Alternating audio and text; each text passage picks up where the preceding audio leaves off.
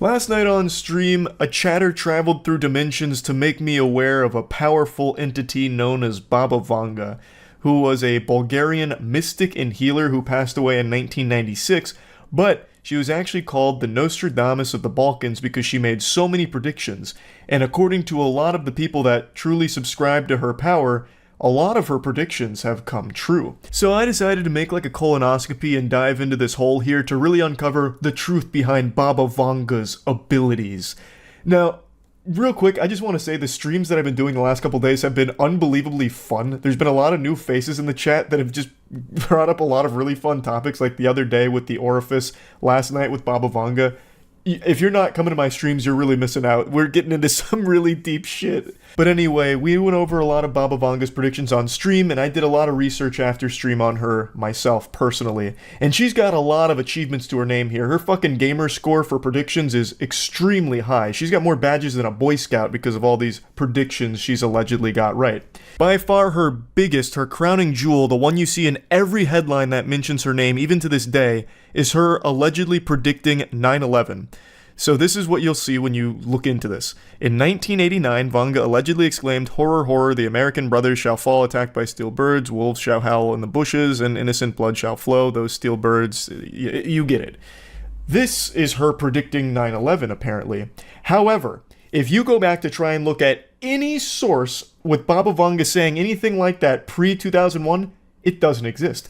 This doesn't come up until well after 2001. In fact, that seems to be the case for a lot of the predictions she gets credit for. And for some reason, she gets credit for anything at all that happens in the world. If you went and got groceries today, well, you bet your sweet bippy Baba Vanga predicted it 26 years ago. If I went and masturbated right now, there'd be headlines about how Baba Vanga accurately predicted that Charles White would masturbate on April 18th, 2024 at 9 p.m.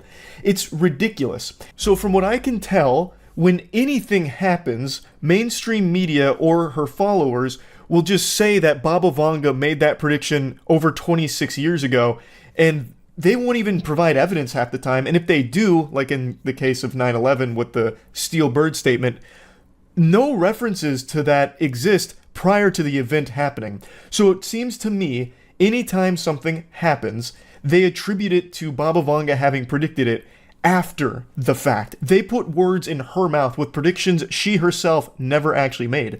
The predictions that she has made, like the official predictions from Baba Vanga that I can find, almost all of them have been wrong. Almost none of them have happened. And some of the ones she does get right are some very general ones that I feel a lot of people probably could have gotten right. The same exact thing with Nostradamus, who made so many fucking predictions that, yes, of course, some of them will be correct, because you spit out so many. I have a higher success rate and accuracy with my predictions on fucking video game announcements, and for some reason, they still write about Baba Vanga as if she's nailing all of these predictions all the time.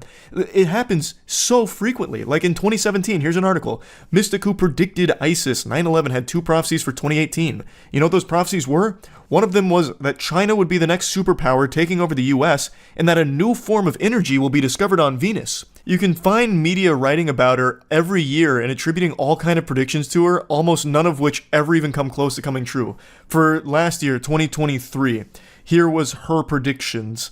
She said that there'd be a devastating nuclear disaster that would unfold in 2023 with a major power plant explosion that would cause toxic clouds to settle over Asia. And then there's another one of her predictions for 2023 about the Earth's orbit changing slightly. When we go through Baba Vanga's prediction timeline here in a moment, you're going to see that a lot of these sound like terrible sci-fi movie plots. Like time travel comes in, half animal, half human hybrids come in within like 100 years. It gets fucking crazy. It's like all of it is actually written by like Ridley Scott. But anyway, when I was going through mainstream media articles on Baba Vanga year by year, I noticed a pattern where they'd start talking about predictions that she in no way ever made from anything I can find. Not even her followers making rumors up about predictions, and yet mainstream media is saying that she said certain things that she just didn't. It's so weird. I really don't understand why. You can see Baba Vanga's predictions, and you can see that almost all of them are wrong. And yet, for some reason, people really believe that she had this superpower of predicting things before they happened. And the things she gets credit for are things that you yourself can't actually find any evidence of her ever making that prediction in the first place before the event happened. You're just taking strangers at their word that Baba Vanga said that before the event happened, even though there's no actual documentation to confirm that. It's just people saying, no, she said that. Trust me. That's my source. Trust me, bro. It's just very odd. It's so strange. Do you see the psychic Baba Vanga, who supposedly accurately predicted 9/11, who said World War III will be next month?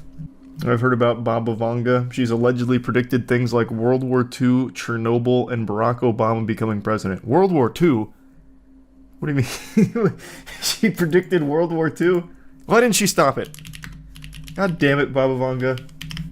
She predicted the orifice. Yeah, that was her final prediction. Most terrifying of all, the flesh box. But let me see her World War III prediction, since apparently she made one of those, which I doubt. It's probably just people putting words in her mouth. She was known as the Nostradamus. She was known as the Nostradamus of the Balkans. She left behind predictions for every year up until 5079, when she said the world would end. What was her prediction for 2023? That's a lot of predictions to be making. One of the most alarming 2023 predictions attributed to Baba Vanga concerns a solar storm which could have caused calamitous consequences.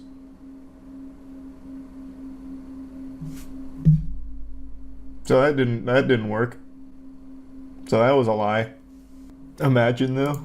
I mean, she gets credit for anything that does happen. So even though her prediction was wrong, she still got credit for something else that happened totally unrelated. So, I mean, she still wins. Let's see the Baba Vanga predictions. 2010, World War III. Well, that didn't work. That was quick. So, she predicted World War III in 2010 and 2024? The war was supposed to begin on November 2010 and end in October 2014. Nuclear will be used initially and then chemical warfare. 2011, as a result of the fallout in the Northern Hemisphere, there will not be any animals or vegetation. 2014, man, this is, what? 2023, she didn't even try very hard. In 2023, her prediction was a little bit of change in the Earth's orbit. Yeah, moderate. I don't know. Earth moved differently in 2023, I guess. And then 2025, yeah, Europe's still settled, kinda, a little bit. She's so popular in the Balkans, my president quoted her once. Why? Why? She's just wrong about everything. Like, immediately. If people were following her predictions, the world would be in a state of disarray. Thinking a world war was happening in November of 2010, and that the nuclear fallout was going to kill every animal and plant. In 2028, creating a new energy source, probably a controlled thermonuclear reaction. Hunger is gradually being overcome, and launched a manned spacecraft to Venus. How in the fuck would we go from pretty much no life left here, and within 10 years, have the ability to send a manned spacecraft to Venus and solve hunger? And also, what would we accomplish on Venus? That's like one of the worst planets we could visit. 2046, any bodies, organs can be manufactured. Cloning. Replacing the bodies is becoming one of the best methods of treatment. So she must have watched the movie The Island with Ewan McGregor and Scarlett Johansson. During the attack on the Muslim Rome, the United States used a new kind of weapon, the climate. The sharp cooling, instant freezing. And then 2076, we get a classless society, communism. 2084, nature is restored. In 2088, there's a new disease, aging for a few seconds. And then 11 years later, rapid aging defeated. In 2100, we get an artificial sun that illuminates the dark side of the... What the fuck is the dark side of the Earth? In 2111, people become living robots. Then there's a small war. Hungary gets signals from space. Then we get Atlantis. Somehow, in 2164, the animals turn half human. That's that's quite a plot. Why would they do that? How would they do that? Do we do that to them? Yeah, I guess we finally get like cat girls. Okay, and then we get a new religion 3 years later. Probably in no small part because of the half-human animals that we've now got living in our world that sprung up out of nowhere. I imagine they probably started the new religion. Drought. Colony on Mars becomes a nuclear power and demands independence from Earth. When did we...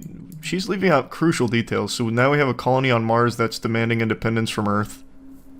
At some point. I guess we abandoned Venus. Stop 2 volcanic eruptions. We now have a full functioning sea colony.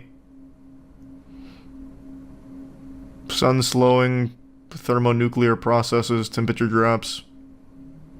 Humanity comes in contact with aliens. Something terrible. And 2256, a spacecraft forgotten at Earth, terrible new disease. I don't know what that means. Is this like world patch notes? No, it's fucking Baba Vanga predictions, which apparently people really believe in, which is outrageous. Because she's just wrong about everything, clearly. She predicted World War III in 2010, and yet people still give her credit for everything that happens on the planet, saying she predicted it. In 2271, restart physical constants are changed, so the laws of physics change. You're telling me, 200 years from now, the laws of physics are going to change. Why would they do that? What the fuck? And then 2 years later, mixing yellow, white, and black races, new race. Wow, that's... Jesus, Baba Vanga. We get time travel in 2288 and new contact with aliens. The sun cools and we're making attempts to light it again. That's actually the plot to a Courage the Cowardly Dog episode, when Courage, Eustace, and Muriel go to the sun and change its light bulb. There's a powerful eruption on the sun which changes the force of gravity. So 3797, all life on Earth is killed, but mankind lay the foundations for new life in another stellar system. Assuming she means solar system. But we already have other planets that we've colonized. We've got Mars, apparently. We've got the power to artificially create suns. So yeah, I'm sure we can make do. 3854, the development of civilization virtually stops and people live flocks as beasts. But then we get a new prophet less than 20 years later that teaches us about religion. Huh? And then a new church. 4304, we found a way to win any disease. Due to mutation, people at last beginning to use their brains more than 34%. So we were stuck using 34% of our brain for how many thousands of years? In 4509, we're getting to know God. The man has Fina. What is that? Is that like swag? The man has Riz? What is that? And why are we getting to know him now? He just said, like, alright, look guys, 4,000 years is enough to stay up here. What's going on? It's good to meet you. Didn't she say that we have a time machine by now? Yeah, we had the time machine like 1,000 years ago. We had a time machine in like 2271, I think. Oh no, that's when the laws of physics changed. It was 2288 that we got time travel. So I feel like all of these things could have easily been avoided, like the bad stuff, if we just time travel. She gave us an OP technology way too early. 4599, we achieve immortality. 4674, development of civilization reaches its peak. The number of people living on different planets is about 340 billion. Assimilation begins with aliens. 5076, a boundary universe. With it, no one knows. 5078, the decision to leave the boundaries of the universe while about 40% of the population is against... We leave the boundaries of the universe? What's beyond the... beyond the boundaries of the universe? That's like an anime plot. That's some Gurren Lagann shit. What? We just decided to leave the boundaries of the universe? How could we just even make that decision? We go to the universe sequel, I guess. But then in 5079, it's the end of the world. Who gives a fuck? We have like 1,000 worlds now. What are you talking about? We have so many planets. Who cares about the end of the world? That's small potatoes. I'm more curious about what we do when we leave the boundaries of the universe. That's DLC. Oh, yeah, perhaps. 3 out of 3,000, not bad. Well, the thing is, she also didn't even predict those things that she's getting credit for. They're not among her predictions. It's just people, for some reason, making it up on her behalf. But it's so weird, like, mainstream media plays into it as well. So, like, chilling predictions Baba Vanga made for 2024 that came true. The huge economic crisis. But she didn't do that. We just looked at her 2024 predictions. Well, there wasn't any. 2023, her prediction was the Earth orbit slightly changes. Is the Silk Song release date on there? Oh yeah, did she predict the final release date for the new Hollow Knight game? That's a good question. Let me check. Baba Vanga would know. I think she's just kind of become this figure that the media can draw on, like, oh, Baba Vanga says this. Gotta be careful, stay afraid. We've all been duped, bamboozled, smeckledorfed. Not even a word, yet it accurately describes this situation. We have been lied to. Another example that, no matter how convincing some things may appear on the internet, there's a very good chance it's somehow fake. This whole hoopla with Ruby Rose and the obsessed super fan who spent $60,000 on her OnlyFans in a month, and then had all of his text messages leak with Ruby Rose that were just completely unhinged, just lunacy. Turns out all of it was a coordinated marketing effort from an agency that worked in collaboration with Ruby Rose as well as the man portraying Brandon. It's not real. It was all a ruse. And many of us, myself in a big way, fell for it hook, line, and sinker because, man, did they do a great job with it. Nah, I didn't purchase none of her OnlyFans content. Ruby Rose. Yeah. Okay, so this was all a hoax? I got in the situation where I just went and took a picture with Ruby Rose, right? Like, okay. I got paid for it. I didn't know exactly what it was for. You know, I think it was like a promo thing or something or whatever the fuck it was, you know? I did, in my last video covering this, say that there is a chance that it was all staged because it was so over the top that it may have been used to drive traffic to Ruby Rose's OnlyFans. I at least had an inkling of a suspicion that that was possible, but I really didn't think anyone would ever agree to play the role that this guy did, the obsessed stalker porn addict. And after watching the interview where he blows the lid off of this, it seems he just didn't know the magnitude of it. They kind of kept him in the dark. And he even did get a real fucking tattoo of Ruby Rose's face that is now permanently on the back of his leg. Which, I mean, that's wild dedication. That's method acting that you won't find many classically trained thespians willing to partake in. So they really found a unicorn here with this guy. What a fucking champion to go through with something like that for the sake of driving money to someone that's not him. Now, before fully diving into this complex situation, I want to give a thanks to today's video sponsor. Big thanks to ROG Ally for sponsoring this video. As a fan of ROG, it was a match made in heaven when they asked if I'd be willing to partner with them for their ROG Holiday Advent Calendar, which includes 24 days of giveaways to share the ROG Ally with all of you. The gift of giving. And the ROG Ally can play pretty much every game since it runs Windows 11. It's fully compatible with Steam, Epic, Game Pass, GOG, and more. And it also has a 1080p 120Hz touchscreen panel, so you can tear up Fortnite OG, like absolutely run wild on it, like Matt most likely is behind me. It's lightweight, it's comfortable to hold, great battery life, which means it's easy to game anywhere, so it'll be great for the holidays. Now, ROG gave me a second ally to share with one of you, so all you have to do is comment hashtag 24 days of ROG, and the giveaway will be open for 7 days, and ROG will be announcing their winners on the Instagram page. For more details on the giveaway and to keep up with the 24 days of holiday giveaways, check out the ROG Advent Calendar in the link below. Happy holidays and good luck, and thanks again to ROG Ally for sponsoring. The interview dives into his lore and how he got this role here and how everything kind of played out behind the scenes. So I'm just going to show you a couple of clips from that, as well as explain what made this so much more believable than other attempts at similar things in the past. And I met up with her. I take this picture. Next day, I'm like the fucking OnlyFans top spender. I knew there was like some kind of thing where there was like, had to do with the OnlyFans top spender shit, but I didn't know what the fuck was going on.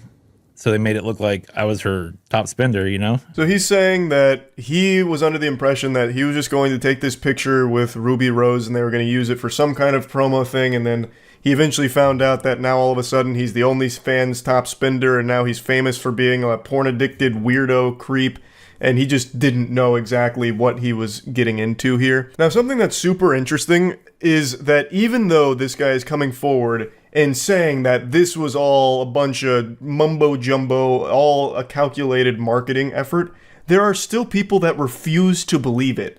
They're going so deep, and I think it's such a testament to the current landscape of the internet, where even when the truth is being revealed, like fully, people just want to live in a fantasy. So what people have concocted here is that all of this is actually the marketing stunt. This guy really did spend 60 grand and more on Ruby Rose, and he's embarrassed and ashamed of it, so he's lying. He's going on this press tour about it in order to try and clear his name. He really did spend all that money. He's lying. He's just trying to cover up his shame with this fairy tale, and I'm smart enough to not to fall for it with my galaxy brain.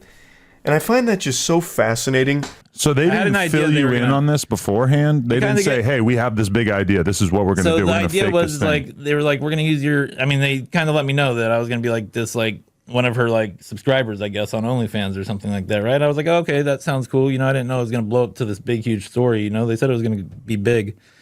And then, you know, I was like, okay, cool. This is kind of cool, whatever the fuck. I was like, when's money going to start coming in? You know, like I was like, I want some money out of this. So they gave him just like the very basic rundown without filling him in on exactly how everything was going to play out, and he was expecting to be paid for it, I guess, over time through this deal, and that clearly was never in the cards. He was literally used as like a whoopee cushion for the internet to fart with, like just someone to dunk on and get Ruby Rose's name out there even more. Now, in my last video where I covered this, I said, like, yes, it's possible, it could be fake, but what would be the gain? Why would you fake this? Not only from his perspective, like, why would you take this role, but from Ruby Rose's perspective, because I just can't imagine who sees this story and is like, oh, wow, this is inspiring. I need to donate money to Ruby Rose. Like, I don't see how that works. I don't know how you take this marketing campaign and turn it into new OnlyFans subscribers for Ruby Rose. I guess it must work to some extent, otherwise they wouldn't do it, and I'm sure she's made a lot of money from it, but I just don't really get that thought process.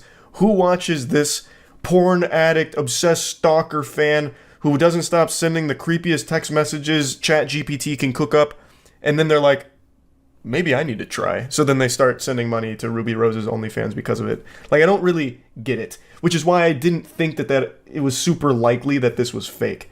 But it was, clearly. But how are you going to get paid for it? And you're saying that they didn't tell you beforehand that this was going to be the storyline? Well, I knew there was this OnlyFans and like the person's the top spender, but I didn't know the story was going to come out to be bigger than what the story is now, you know? Like where I'm like the obsessive guy who's in love with her. And so the $60,000 number was fake? It's a real account, but it's not me. So he's claiming that the account is real, it just isn't him that did that. Now that's a little interesting because I feel like it's probably just a fake account. Like, I don't think there's anybody out there that actually did genuinely send $60,000 to Ruby Rose. If the account is real and that money did get sent to her, I have no doubt it's her own money that was sent to her from her team. Someone on her team made an account and just sent 60 grand of her own money to her. And OnlyFans, of course, is going to take a cut, but I guess they were just going to chalk that up to a marketing expense. Like, if the account is real and it's not just a fake Photoshop screenshot or anything, or a faked video, then that's probably what happened. There isn't actually someone there that sent the 60 grand since it's not him. What's the next thing that's going to happen? And then I did say we should like get some kind of tattoo going, you know, like I'll get her name or something tattooed on me. I didn't think I was going to get a portrait. Where's the portrait? On the back of my leg. Okay. So now so first I'm the top spender, and then it comes out to me being, I didn't know I was a Bitcoin billionaire, you know? I mean, I have some money, you know, but I'm not like, what do I think's a good price for the tattoo? Now, I was like saying 15 to 20K, you know? Now, he really did get an authentic tattoo of Ruby Rose's face firmly planted on his body. Now, he said he asked the team for at least like 15 to 20 grand for it, and then he went on to say, like, he has some weird tattoos, so it wasn't that big of a deal to him. He even said, like, you know, down the line, if someone asks, he'll just say it was his ex-girlfriend or something. So he, I'm assuming, got paid for that tattoo. He then goes on to say that they never told him about the whole, like, crypto billionaire angle or anything like that. So he went to a weed shop and someone brought it up, and then it started to hit him like, okay, this is kind of a big deal now. So this is where the most important part comes up to me, where it really sold me on this being a genuine case of a porn addict, obsessed stalker that is sending unreal amounts of money to his fixation, Ruby Rose in this case. This is the most important piece of the puzzle. That true life episode with Brandon in it. The porn addiction episode. But then also you were on True Life fucking porn addiction, and I was like, Yeah. I was? And then I looked into that afterwards, but so were you on True Life porn addiction? Or because No. I saw that too. I saw that there was doesn't like look like me, does it? Oh, that wasn't you at all. I saw the picture and I just assumed that it was. Wow, Yeah. is nothing real? Holy shit. No, so I mean so This is the part that is just actually impressive to me because I would have never expected it. So, what happened is after the Ruby Rose initial post with her top OnlyFans spender, there were some super sleuths online that were doing digging to try and find out more about this individual, because at the time he was like a fucking cryptid. This billionaire, you know, wealthy porn addict that's sending all this money to Ruby Rose. This guy was up there with like fucking Slender Man, and people were trying to find out more about him. And then a post came and blew up that claimed that this person in the Ruby Rose photo, the #1 OnlyFans spender, is the same person from this True Life episode about porn addiction, and then showed a screenshot. And the guy in the screenshot from that episode, which is what aired in 2009, does look pretty similar to this guy here, if he was aged 14 years in the future. And I went and I watched that goddamn episode, and I really did think that this was the same individual. But it turns out it is apparently not.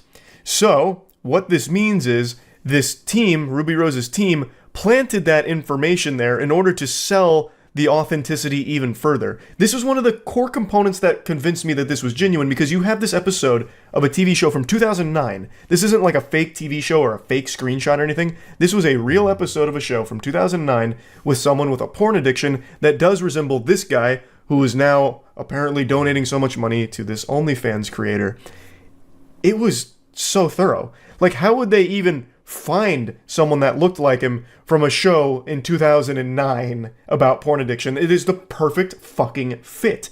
was going to be, you know, I didn't even know what was going on. And then I get the tattoo, and then it turns out to be, I'm like some obsessive like stalker guy named Brandon, which was the guy on True Life, where he was addicted to porn. And that's why, like, in the messages it says Brandon OnlyFan creep or some shit. I wake up, I see this post, and it's like the tattoo one, right? And then I'm like seeing all the text messages, and I'm like, I didn't even like read it. Like, I seen some of it, and it seemed like it was really bad, so I like just turned my phone off. I really can't express enough how much heavy lifting drawing that connection between this guy and that True Life episode from 2009 did for this narrative. It really did make it so much more convincing. Because as I mentioned in the last video, those text messages are so over the top that it almost does feel satirical. But because I was working under the impression that this was the same individual from the True Life episode, it really does track for someone with a mental illness like that, an obsession, a porn addiction. Like, it does check out. So it's... I'm still kind of stunned at the lengths they went to for this. Not because it's super hard to just, like, fake, you know, a story about, hey, my #1 OnlyFans subscriber, and then like a fake screenshot of how much money they sent, and then even just like a flurry of text messages, you could easily whip that up super quickly.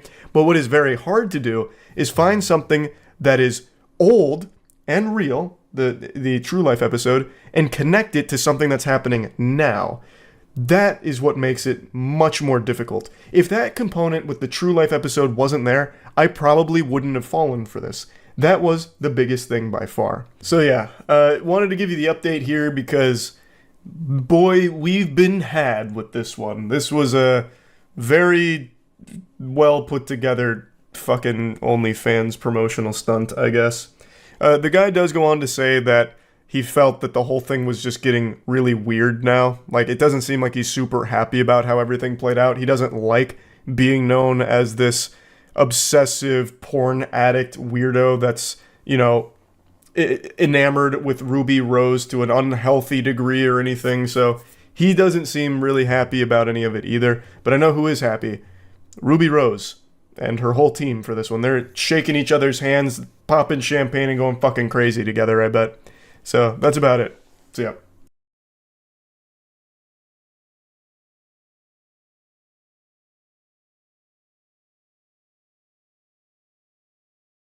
The word influencer is without a doubt one of the worst terms we've ever widely adopted. It is just such a yucky term, but there's a way of making it even worse if you put the word mom in front of it. Mom influencer, upon just hearing that, induces nausea. It's like a real brown note. For those that don't know, the brown note is a legendary myth in music. It's basically a forbidden jutsu, but for sound. Fundamentally, it boils down to a frequency that, when exposed to a person, causes them to void their bowels, causes fecal incontinence. So you shit your pants when you hear the brown note and you have no control over it. The term mom influencer does something similar, but instead of just pooping your britches, you get sick. I think there's nothing wrong with mothers making internet content on, parenthood or educational content on what it's like to be a mom. That's all great. That's wholesome. But then there's a step too far into lunacy where you cross into the dark side of the force here. And that's mom influencers that use their children like props for them in their videos for their own online fame and clout. I feel like those kind of parents don't care about their children at all. They're just living vicariously through them in order to fulfill something in their life that they were unable to do on their own. So now they use their children for that online, brownie point shit and attention. And that's what we're talking about today, with one mom influencer in particular. Her name's Katie, and a couple years ago, she made a viral video about how her children were nearly kidnapped outside of a Michael's. And boy howdy, would you believe it, it turns out it was a load of baloney. She made it all up for internet clout. But this also came at the expense of two actual people here that she accused of being the ones to try and kidnap her kids, and she did report it to the police. So not only did she fabricate the story, she nearly had two innocent people fucked for life for this. So it is downright evil and degenerate. And now, it's a few years later, she has been convicted for lying about this. Her sentencing is upcoming, but it's very nice to see justice finally being served. It's a little upsetting it's taken so long, but you know what? We're here. Now let's get you caught up on the story because it's a wild one. This morning, a popular social media influencer who falsely accused a couple of trying to kidnap her children, now convicted of lying about the whole ordeal. Monday of this week, my children were the targets of attempted kidnap. This is the face of a fib. She's not being truthful. She now owes a quarter into the lie jar, and that jar's gonna be filled to the brim after this case, because she's a fucking liar. So, Katie went on Instagram, made this story accusing two random people in a Michael's store she was at of trying to kidnap her kids outside of Michael's. And I want to share that story with you in an effort to raise awareness as to what signs to look for. The whole idea behind all of this is so silly. Hey guys, my kids were almost kidnapped. Now let me tell you what I learned about this experience. Make sure to slap that like button for more kidnapping avoidance tutorials, and stay tuned next week where I throw my kids into a coal mine and we see what happens to their lungs so I can give you educational content on how to avoid children in coal mines. Like, what do you mean signs to look out for in the case here of the kidnapping outside of Michael's? What? Giant trench coat? If there's a couple with a huge trench coat and they're stuffing kids inside of there, big red flag. And watch out for the stork coming through and grabbing your kids with their big fucking talons. Like, what the fuck are you talking about? Now, of course, there could be real advice you could give to somebody on, like, signs to look out for creepy people that might be up to no good. Like, hey, maybe if these people are stalking you throughout Michael's and following you to your car, then maybe you should alert people around you, that kind of thing. Or just making people aware, like, there's nothing wrong with involving outsiders if you feel like you're in a situation that could be potentially dangerous. That's all fine advice. But it's not the advice she's aiming to give here. She even says that, parents are too preoccupied with making sure their kids are masked up that they no longer look at them, so it just leaves an opportunity for a stranger to come in and fucking steal the stroller out from under their nose or something. Like, at least alludes to that. Keep in mind, this was a few years ago during the height of the pandemic, so masks were a huge talking point. So she makes, like, the point she's making about, like, signs to look out for are basically just, like, open your eyes. She's basically just telling people to be a parent. It's ridiculous. It's the story she tells here. offers no good insight on things to be aware of unless you're an absolute fucking oblivious idiot to everything around you. Like, these are all things people would absolutely notice and be uncomfortable with the same way she is in the video. Of course, it's all made up at the end of the day, but still, like, the whole purpose behind it and the message she tried to get across makes no sense. It's so laughable. Found the full video. It's like 15 minutes long, and it is one of the most descriptive things I've ever listened to for a completely make-believe story. She talks about this story like she's in a creative writing course and giving a presentation in front of the class for a piece of fiction that she wrote. It's outrageous the amount of detail she goes into, like when she's getting to the climax of everything where the stroller was almost snatched and her children abducted. She's talking about like they took 2 steps forward, but then 3 steps back. They did the hokey pokey and they turned themselves around. You know, I saw the fear wash over me. I could feel it. My pupils were dilating as this absolute menace, this villain, was approaching me with ill intent and malicious aura surrounding them, like a bat out of hell. It's outrageous. It is all completely fucking fanfic make-believe. Falsely claiming that strangers tried to kidnap her 2 young children on December 7th, 2020, outside the Petaluma, California Michaels store. The Sonoma County DA's office says the videos were posted about a week after Sorensen reported the supposed kidnapping attempt to police. So what's wild is she didn't just make this story up for the sake of Instagram views and likes. She did report this incident to the police, who pretty quickly were able to dismiss it as a bunch of fucking hoo-ha. They immediately really realized that the events she was describing on Instagram were completely different than the events that she had described to the authorities. It was wildly different. And after talking to the couple in the clip you saw there, that photo of the couple, after talking with them, they realized that there's no evidence at all. There's no witnesses. There's nothing to corroborate anything that Katie was ever saying. Which is weird because in Katie's story on Instagram, she even talks about like some fucking vigilante, a hero that was there to come and help her out and save the day, really. So it's weird that there wouldn't be any witnesses to confirm any of this happened. So all of it is just so scummy and baffling that she would do something like this for the sake of internet clout. Because she didn't just go home and make this video. She did report this to the police. Why? Why go that step forward? I guess in case people would call her out on it, she'd be able to pull up a police report or something, but she should have known that they would have gotten to the bottom of this and realized that it was all a lie. And reporting a false crime is a crime. You can't do that. You can't just knowingly make some shit up and then report it to authorities and then potentially ruin the lives of the people that you are falsely accusing. That's just downright evil. In the video, Sorensen described a number of details about the alleged incident that hadn't been disclosed to police. The accused couple, Sadie and Eddie Martinez, say they actually recognized themselves in this photo and came forward to deny Sorensen's claims. She wanted a stronger following. She was looking for, content for her fame and her income. And at our expense. I think they're absolutely correct. I think the main motivator behind all of this was just that internet attention. A little fucking clout goblin was born on this day, and it did work for however brief a time. Katie did receive a lot of love, got a lot of new followers on Instagram, had a huge outpouring of just well wishes from the community for such a traumatic experience and her bravery for sharing it and all of that. And she did build a big following from all of this at their expense, but her house of cards has now come crumbling down clearly, and there were already signs that this was very fishy even a few years ago where authorities were like, this is a bunch of mumbo jumbo, this isn't real, there's something goofy afoot here. So this has been a long time in the oven here cooking, and now we've reached the point where she doesn't have that following anymore. She lost some of her most avid supporters, clearly, because you can't really support someone that does something like this. So now the only thing she has is potentially 6 months in the slammer for this.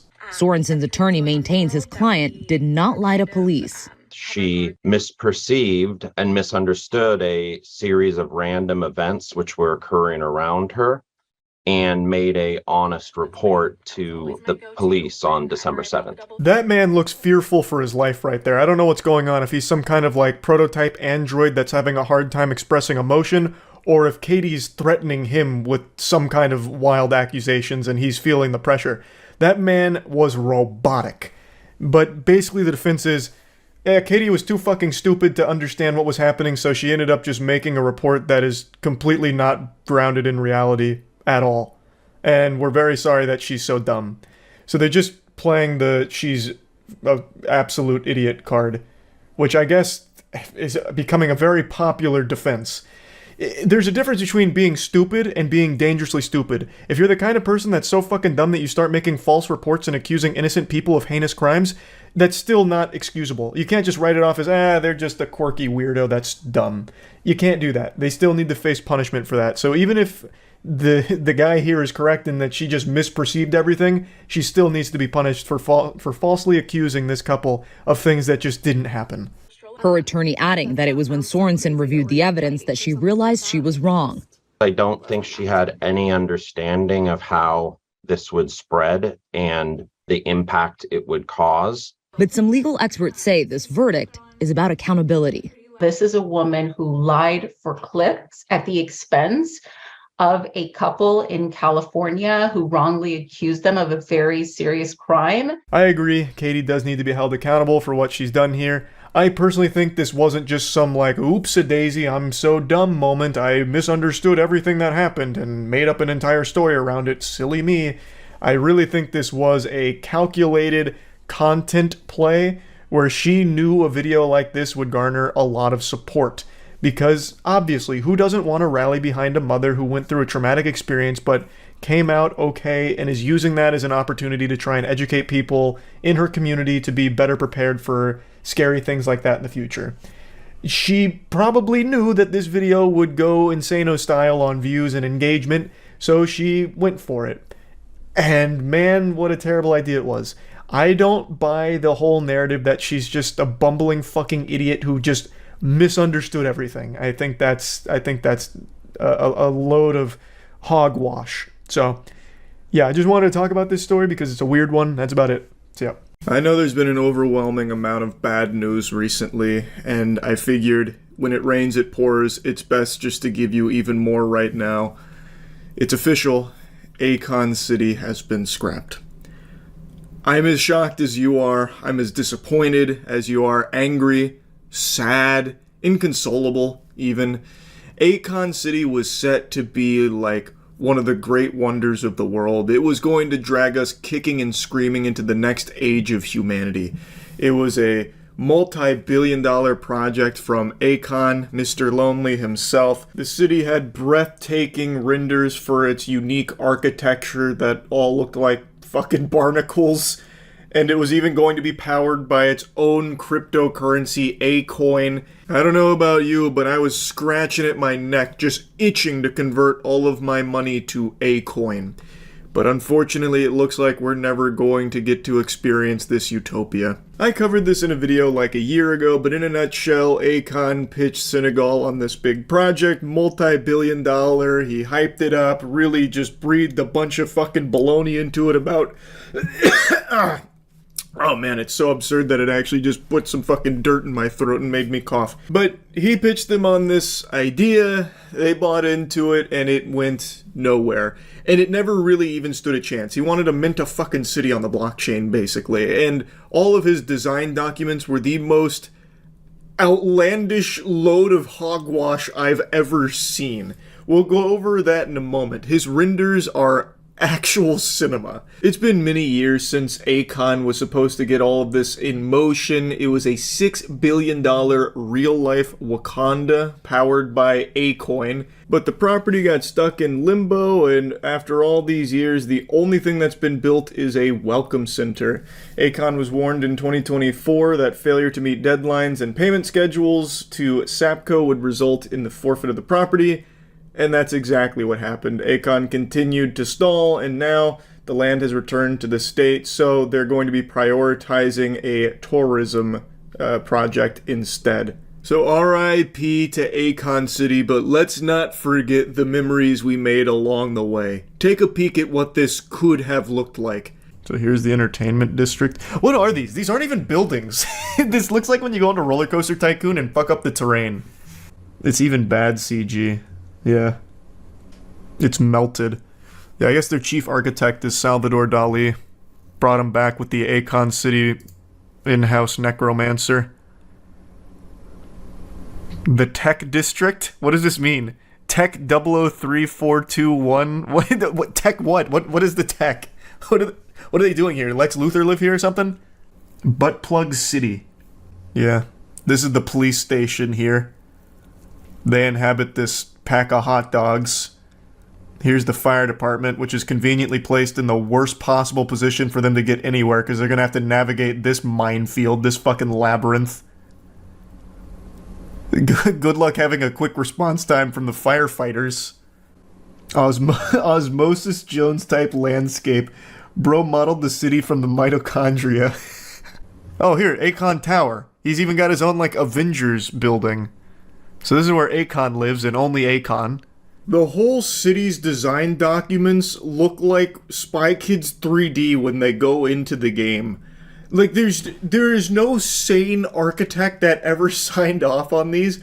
I have half a mind to think that Akon just went to Fiverr and went to a 3D modeler and said, make me like a wacky theme park, and then he just tried to parade it around as like his blueprints for Akon City. Now, as mentioned, none of this ever got built. Nothing ever even got close to getting built. The only thing that currently exists where Akon City was supposed to triumphantly stand is a welcome center.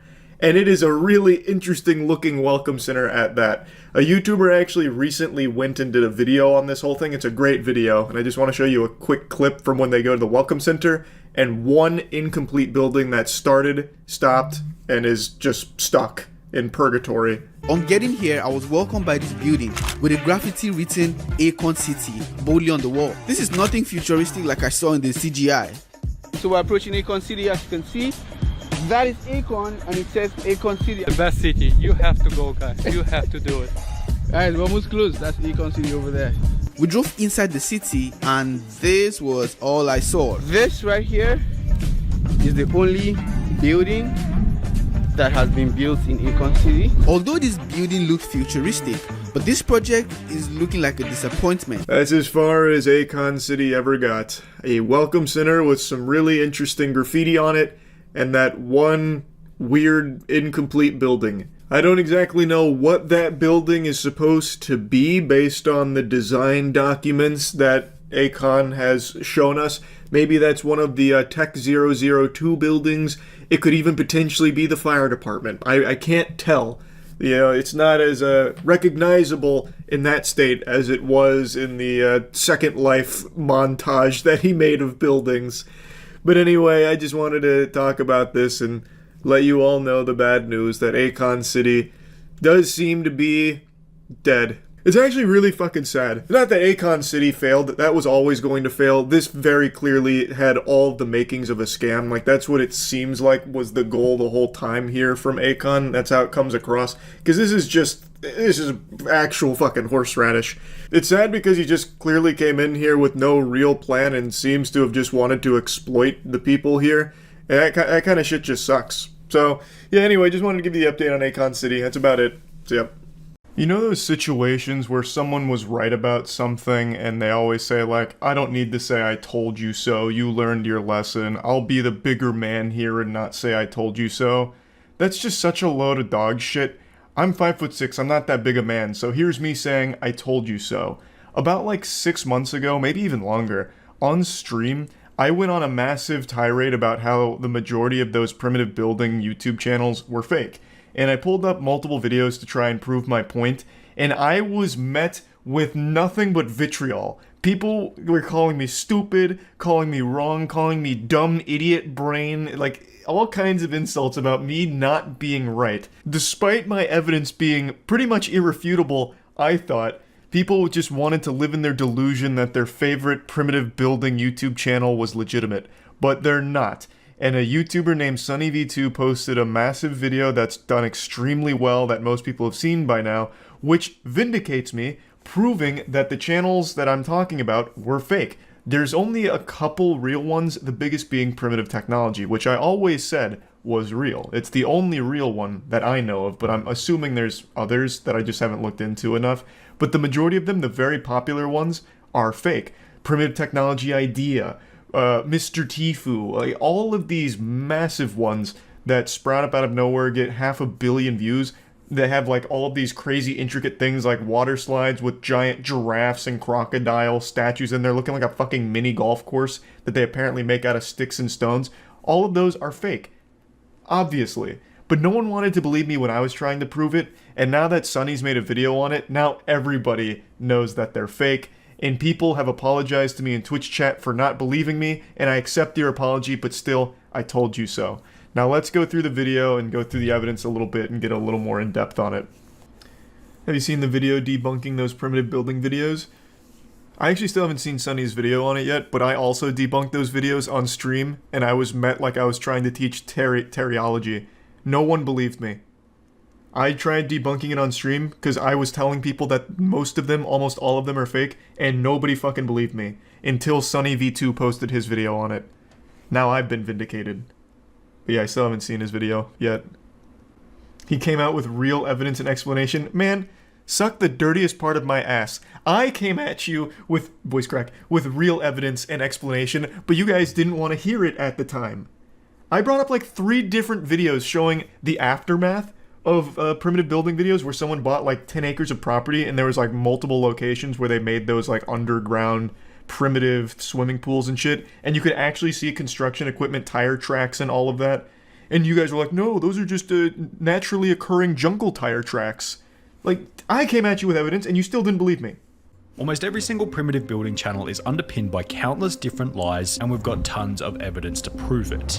Goddamn right we do. Now, we need to put an emphasis on the fact that this is a 500 million views per video. Users. That channel name is so shameless, Mr. Tifu. Is it supposed to like capitalize off Tifu being a popular YouTuber in the algorithm? I'm actually not super familiar with this one. Was that the idea behind it?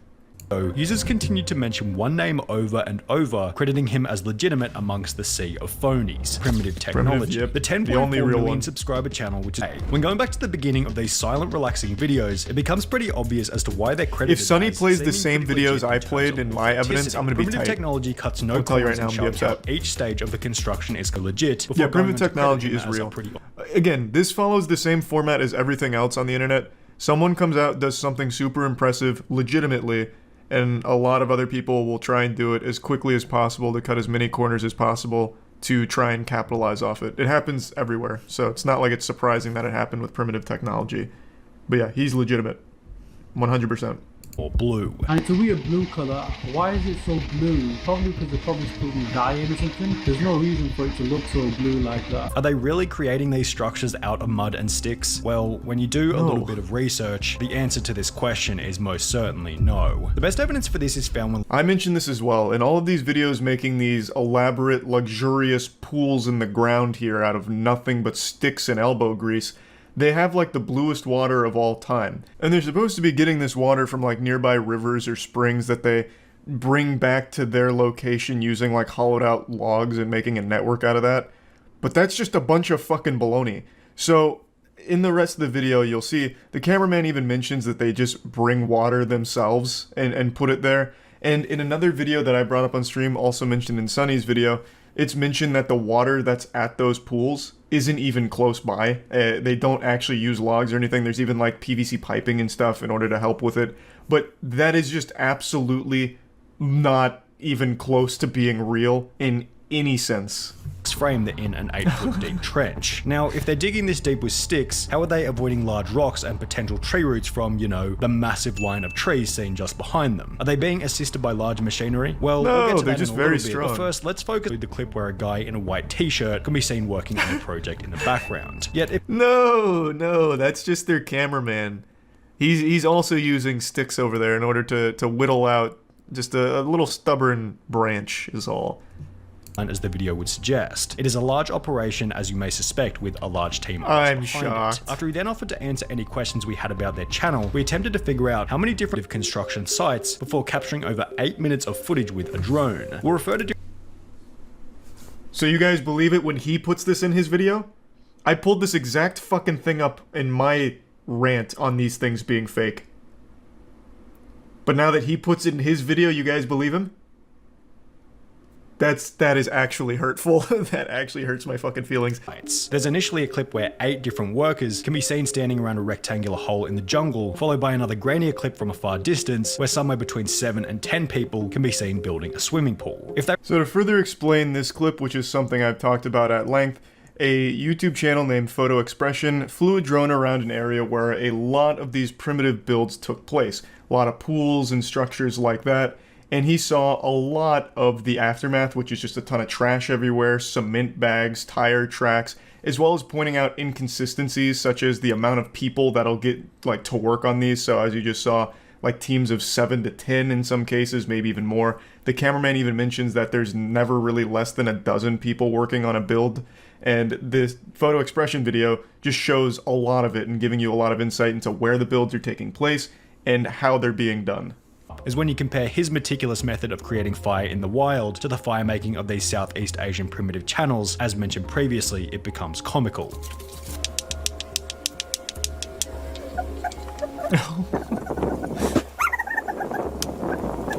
They slap a couple of rocks together before beginning an explosive Well, they just have fire on better large logs rocks. with no kindling whatsoever. John Winnon draws a big circle and begins to dig it out. Only in the next frame, suddenly there's spray paint on the ground that they forgot to rub out. Additionally, on the wall of the hole, these long smooth cuts can be seen which are completely incomparable to the cuts being made by the stick. No, he's using a there's bigger stick reason for those. Turns out Obviously. spray paint marks weren't the only thing that they forgot to rub out, as in the minutes that Tire follow, tracks. excavated tracks can be seen here, Yep. here, and here. So now you guys believe these are real tire tracks? Interesting. Weird. You guys just think I'm some kind of big fucking bumbling idiot who doesn't know what fucking excavator tracks look like. However, was that they forgot to take the actual excavator out of the top right hand corner. According to the email sent to us by the cameraman on one of these channels. I'm not gonna lie, I'm pretty sure I pulled up that same video and even I didn't notice the actual excavator was there. Yeah, well, you know, I hit more times than I missed in my evidence. But that would have been a really compelling piece for me, I think, I'm not gonna lie. The initial boring process, whilst incrementally we film the builders doing superficial works on the I whole. would have never The video imagined in it which was the excavator this can be seen in big of plain an sight, industry, then though. goes on to strangely display the collection of concrete from a river, which is the exact same clip reused from the previous video. Now, why would they reuse the same clip twice in 2 different videos? Well, it's because collecting concrete from a river is completely and utterly bogus. Concrete doesn't grow in a river, according to a civil engineer who had commented on one of these. I will fully admit, I never really stopped to think about the gathering of concrete. To my stupid little reptile brain, I assumed that you could get something that resembled concrete using river minerals and dirt and mud and shit. I never realized how outrageous that was until Sunny V2's video on it, so I think that would have been a strong point for me to have made, but I was too stupid to make it, so I'm glad Sunny shed light on that, because it absolutely slipped by me. And I think it's important to note that even though it is clearly confirmed these are all fake except primitive technology and maybe a couple others, it's not going to affect them. People are still going to watch even knowing that because they just watch it for that comfort feeling like, oh, this is so satisfying. Oh, look at how cool that giraffe in the pool is. So it's not exactly going to hurt them, but it's at least nice that people will now finally know for sure that this shit is fake and stop trying to pretend that it's not. The WWE of primitive building. Yeah, honestly, at this point, I would go, like, full-blown showmanship here and just make it really entertaining. They should have storylines where, like, there's a rival builder, or, like, an evil construction man who comes by and tries to, like, tear their house down or something that they have to fight. Like, get real wild with it. Has their own unique method for creating natural concrete. This channel's concrete is simply a mix of dirt and water, which, if you think about it for 2 seconds, doesn't create concrete and rather creates muddy water or mud, which is just dirt after the water dries. This other channel gets a bit more creative with it. Expression had stumbled upon various completed primitive builds, also showed that after these channels are finished building, the sites are simply left to rot. This video doesn't speak for every Southeast Asian primitive building channel, but in this particular case, rubbish was left everywhere, including, as you might guess, cement bags. bags. The fact that the videos are fake isn't, were attached together then used to siphon water from a river to the pool, only there was no river. Photo Expression found the exact site of this pool, then stated in his video that in reality, the closest water source was more than 6 kilometers away. Instead, he found a bunch of blue plastic piping attached to a tap in the ground. The funny part is any scene where you see them sourcing water from some magnificent waterfall or lake, they're actually going somewhere perhaps hundreds of kilometers away and pretending to take it back. The video in which Photo Expression... This camera guy seems so nice. Like, he just seems like such a jolly guy. Just like actively making fun of them while still working for them. Well, that's a big I told you so moment for me there. Thank you, Sonny. I've been vindicated. In fact, I built 3 mansions already. My man. They hated him for telling the truth. Yeah, I was just ahead of my time. Like Galileo.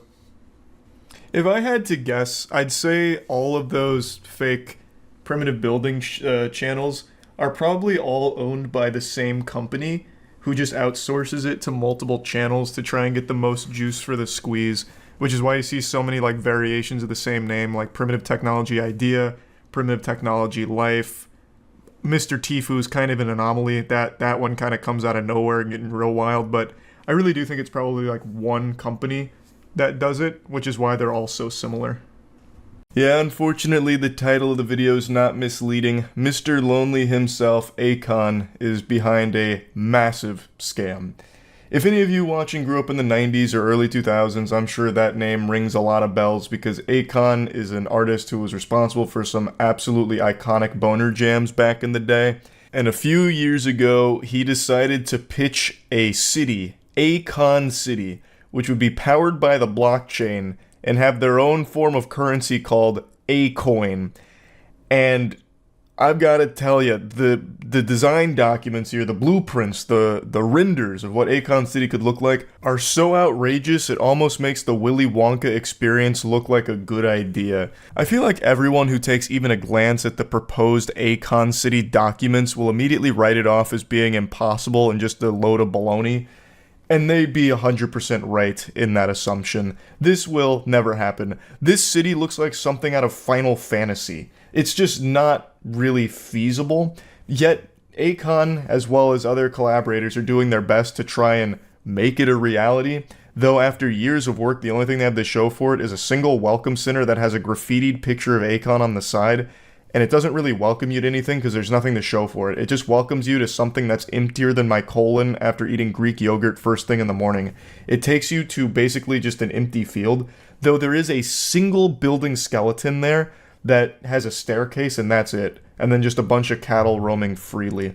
So there is no real progress being made on Akon City, and it really seems like from the beginning this was supposed to be just either a full-blown scam or just a narcissistic ego piece for Akon. Because it makes no sense why Akon would introduce a cryptocurrency to Akon City when a lot of African regions already use cryptocurrency in their day-to-day lives. If he was really trying to make this a real thing that wasn't just trying to take advantage and exploit people, it would have made more sense for him to just use the already established Bitcoin or Ethereum, which is prevalent throughout Africa. But instead he introduced his own cryptocurrency and said, "I am the bank." He also is the douchebag behind Acoin fucking a ton of early investors. So they actually did sell Acoin, and a lot of people bought into it, and then it immediately collapsed. It went from a 132% gain to a 60% loss, and then started offering refunds.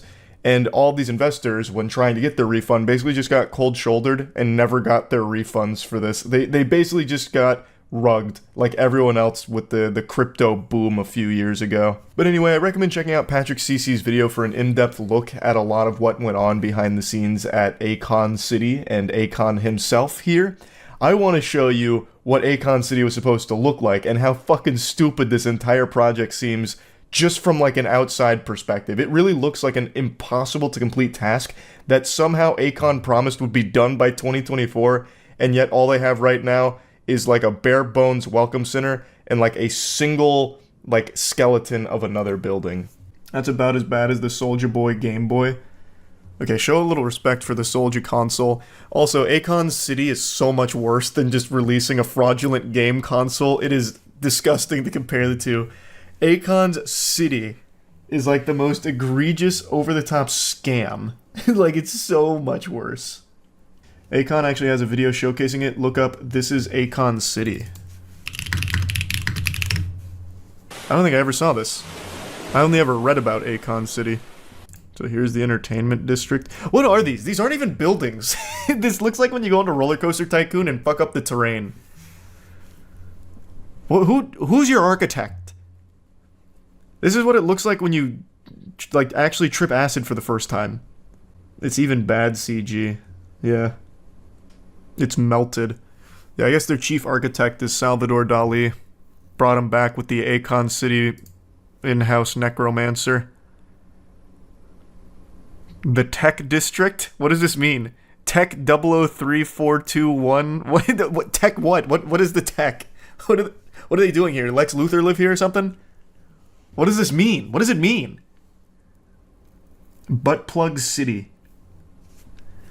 Yeah, I mean, not wrong. This all does look like something you'd find on Bad Dragon. Health and safety. Wait. Hold on. Hold on. That's... Oh, wait, it's this building. I thought he just reused Tech 001 here for the health and safety building, but it's this building.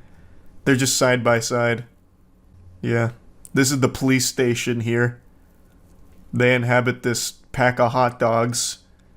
Here's the fire department, which is conveniently placed in the worst possible position for them to get anywhere, because they're going to have to navigate this minefield, this fucking labyrinth. Good luck having a quick response time from the firefighters. Unspecified office building, I guess. Residential building. General hospital. Outpatient clinic. This is another residential building. Just this coral. Game name? Oh no, this is a city.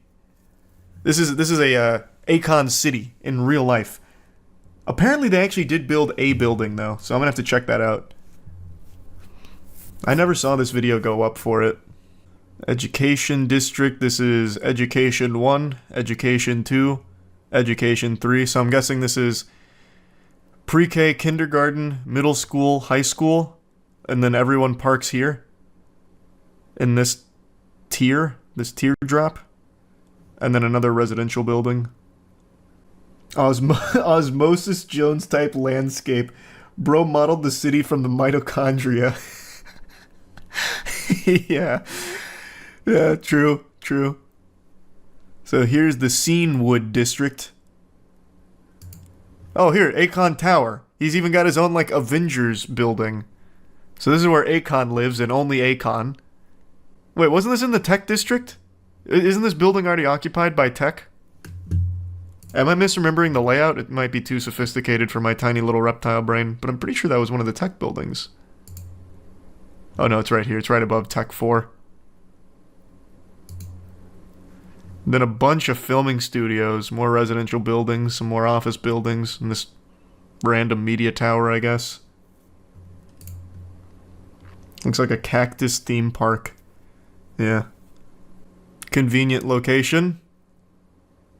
All of this looks like Hitachi wands. It looks less like butt plugs, and it legitimately looks like the things you'd see in porn.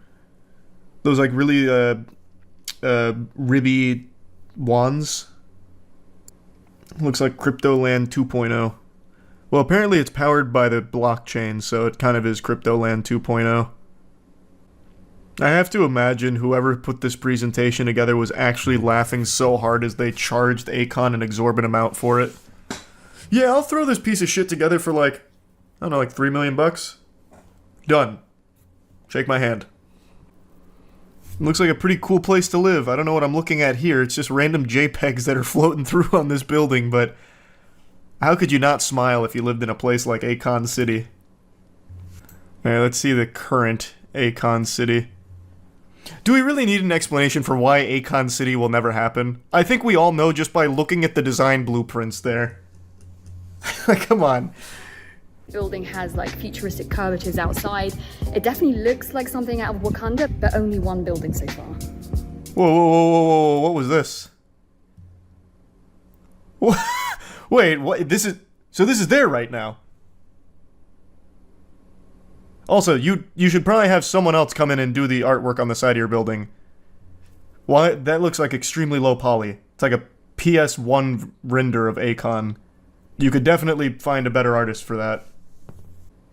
In March 2022, Stevens asked a judge to freeze Akon's New York assets, claiming that without the measure, Akon would have difficulty repaying an alleged debt.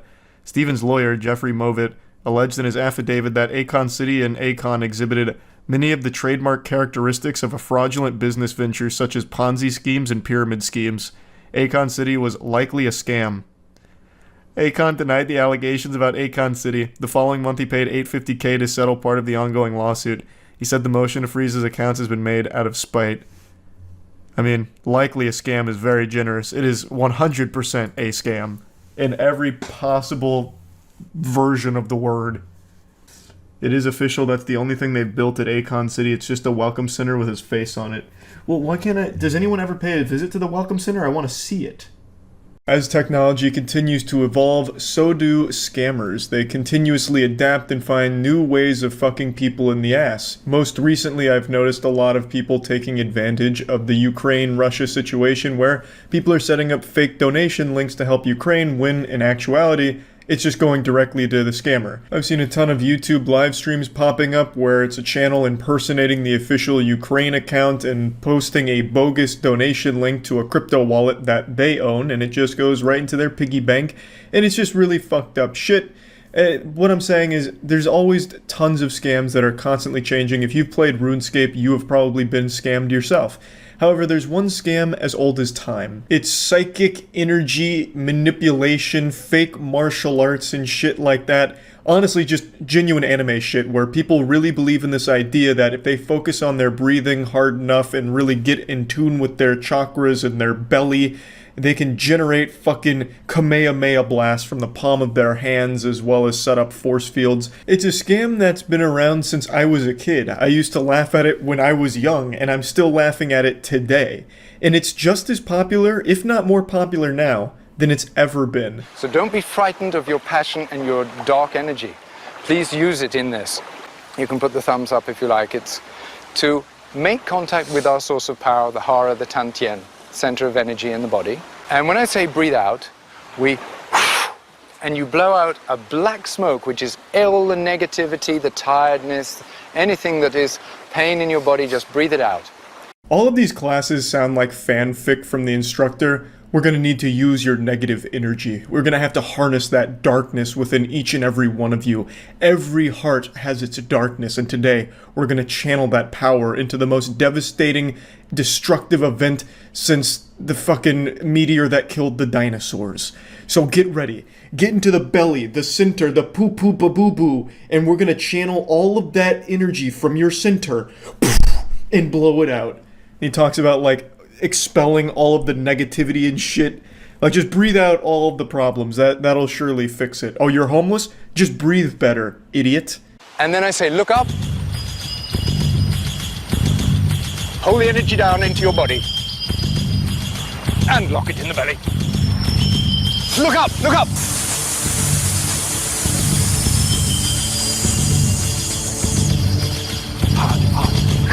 Yes, it's coming out this way. Good. I love this maneuver right here. They're looking like vampires that just got exposed to sunlight, so they're starting to melt. It's like a Redditor leaving the basement for the first time in 10 years.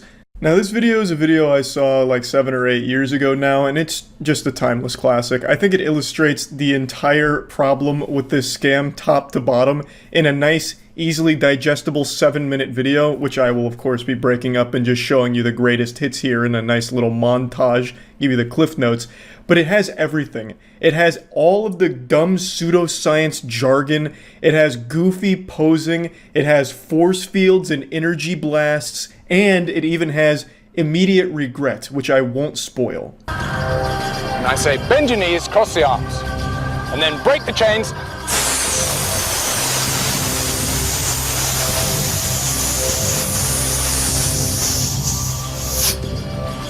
Oh my god. It's all over. He broke the chains. No one's safe. That was the only thing keeping him in line, keeping his power in check.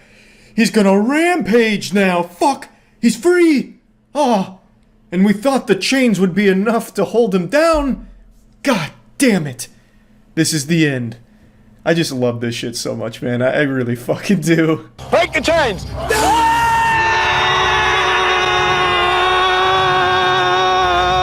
I love the guy in the red looking like Conan O'Brien over there. He's really getting wild and wacky with it. I actually thought for a second he was breaking real chains. He sold the performance so well. Just look at him go. He's experiencing a real exorcism. Maybe there is superhumans amongst us, and this is probably one of them. More power, more passion, more power. Big. Look into the hands. Look into the hands. Look into the space between. Yes. Good. I used to do this exact same thing when I was a child after watching Dragon Ball Z. They're making spirit bombs right now. It's a little spirit bomb making workshop. And I don't think any amount of opening of their third eye is going to necessarily create a real spirit bomb there. Unfortunately, I wish that were different, but it's a lesson I learned the hard way and one that they probably will too soon. This looks like a scene out of the movie Midsummer. Like, this is all very cult-like shit. Good. Yes, Magnus, good. Yes.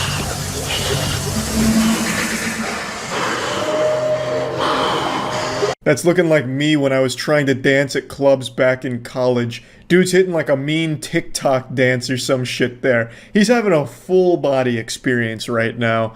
And I love this guy. This guy's so fucking great. It's like he's getting hit with an invisible lightning bolt. Just being electrocuted. He's just fucking... So is there anybody who wants to try defending themselves? Well, it'll work, so it doesn't you don't really have to try. But is anybody ready? You're ready, actually, and you're ready.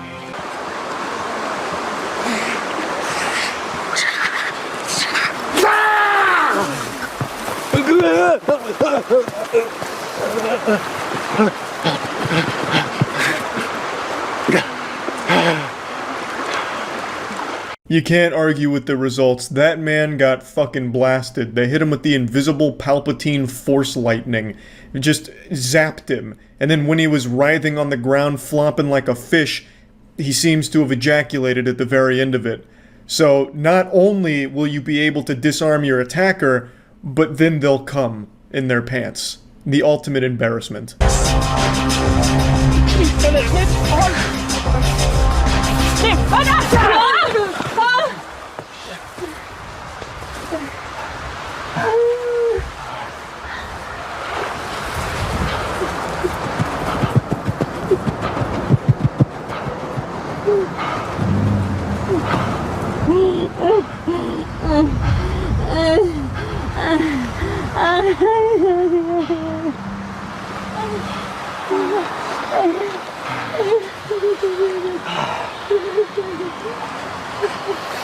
Where were you guys? Where the fuck were you guys?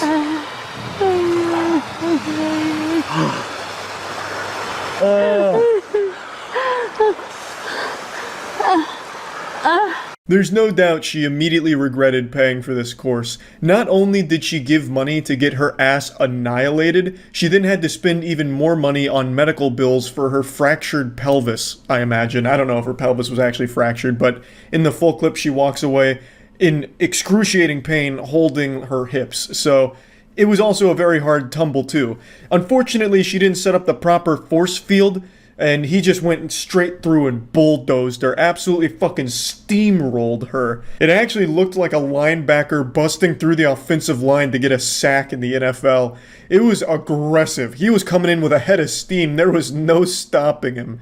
Well, this is what happens when an unstoppable force meets a force that didn't even know the other was coming. It was devastating. She took a big fucking wallop there. And then he desperately tries to sell the performance, like he just starts like gyrating and seizing on the ground like, no, it actually worked to a degree. But you have to appreciate the other students' commitment to it. Like, they truly believe in it, because instead of like actually trying to help her and check on her, they both go over to her and like try and do a Naruto healing jutsu on her. So they're like trying to transfer energy as like the sensei's praying next to her, just praying to God that she doesn't sue so that he doesn't get a lawsuit. Like, this whole thing is just the perfect catastrophe to showcase the bullshit of the course. It is amazing. You couldn't have scripted it any better. I feel very bad for the lady for getting hit like that, but you had to know it was coming with a course like that. This kind of shit isn't just like goofily silly shit. It's dangerous because you convince people that they can do things that they can't. And also, after she gets up and walks away in pain, the teacher blames her for it, saying that she didn't really do a good enough job, and that only did a better job at convincing all the other students that it's real, because it made them a stronger believer. Like, damn, if I'm not really putting all my energy in here, I'm just gonna get hurt. I have to really concentrate. This guy's the real deal. Common sense would dictate, after seeing this, they'd be like, oh god, this is all a scam, it doesn't work at all. But here, this is where common sense goes to die, because they all left even believing stronger in it after having seen that woman get hit. Crazy. Just wanted to share this. That's about it. So, yeah.